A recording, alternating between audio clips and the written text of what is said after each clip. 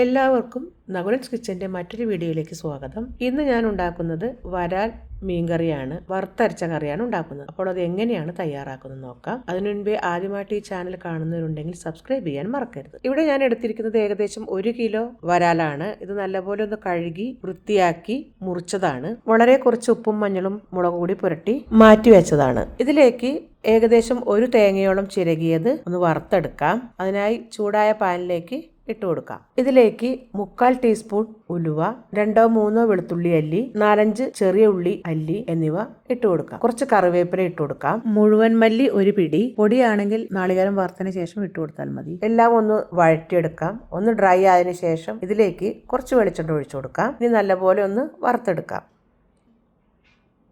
നല്ല ഇളം ബ്രൗൺ നിറമാവുന്ന സമയത്ത് ഇതിലേക്ക് 4 ടീസ്പൂൺ സാദാ മുളക് പൊടി, 3/4 ടീസ്പൂൺ മഞ്ഞൾപ്പൊടി, മുളക് പൊടിക്ക് പകരം സാദാ മുളകായാലും മതി, ചേർത്ത് കൊടുക്കുക. ഇനി നല്ലപോലെ ഒന്ന് ചൂടാക്കിയതിനു ശേഷം സ്റ്റൗ ഓഫ് ചെയ്യാം. വറുത്ത നാളികേരം നല്ലപോലെ ആറിയതിനു ശേഷം ഒന്ന് അരച്ചെടുക്കാം. ഇനി ഒരു ചട്ടിയിലേക്ക് ഒരു ചെറുനാരങ്ങ വലുപ്പത്തിലുള്ള പുളി പിഴിഞ്ഞൊഴിക്കുക. ഇതിലേക്ക് ഈ അരച്ച അരപ്പും കൂടി ചേർത്ത് കൊടുക്കുക. ആവശ്യത്തിന് ഉപ്പ് ചേർത്ത് കൊടുക്കാം. കല്ലുപ്പായാലും ഒന്നുകൂടി നല്ല ടേസ്റ്റ് ആണ്. ഇനി നല്ലപോലെ ഇളക്കിയതിനു ശേഷം ഇതിലേക്ക് നമ്മൾ മാറ്റി വെച്ചിരിക്കുന്ന വരാൽ കഷ്ണങ്ങൾ ഇട്ട് കൊടുക്കുക. അപ്പുറത്തെ അടുപ്പത്ത് കുറച്ച് ചോറ് വെക്കുന്നുണ്ട്. അതിന്റെ വെള്ളം താഴെ വന്ന് കിടക്കുന്നുണ്ട്. ഇത് വാങ്ങിയതിന് ശേഷം നമുക്ക് തുടച്ചെടുക്കാം. ഇനി ചട്ടി നല്ലപോലെ അടച്ചു വെച്ച് വേവിക്കാം. നല്ലപോലെ തിള വന്നതിന് ശേഷം മീഡിയം ഫ്ലെയിമിലിട്ട് ഒന്ന് വറ്റിച്ചെടുക്കാം. കുറച്ച് കറിവേപ്പില കൂടി വിതറാം. അതിനുശേഷം ചൂടായ പാനിലേക്ക് 2-3 ടേബിൾ സ്പൂൺ വെളിച്ചെണ്ണ ഒഴിച്ച് അതിലേക്ക് കുറച്ച് കടുക് ഇട്ട് കൊടുക്കാം. ഉലുവ നാളികേരത്തിലുള്ളത് കൊണ്ട് അത് ഇട്ട് കൊടുക്കണ്ട. കുറച്ച് ചെറിയ ഉള്ളി കൂടി അരിഞ്ഞത് ഇട്ട് കൊടുക്കുക. കറിവേപ്പില ഇട്ട് കൊടുക്കാം. ചുവന്ന മുളക് ഇട്ട് കൊടുക്കാം. എല്ലാം കൂടി ഒന്ന് വറുത്ത് ഇതിലേക്ക് ഒഴിച്ചു കൊടുക്കുക. അപ്പോൾ നമ്മുടെ സ്വാദിഷ്ടമായിട്ടുള്ള വരാൽ ഫിഷ് കറി റെഡി ആയിട്ടുണ്ട്. ഇത് വളരെ ടേസ്റ്റി ആയിട്ട് നമുക്ക് ചപ്പാത്തിയിലേക്കും ചോറിലേക്കും ഒക്കെ ഉപയോഗിക്കാവുന്നതാണ്.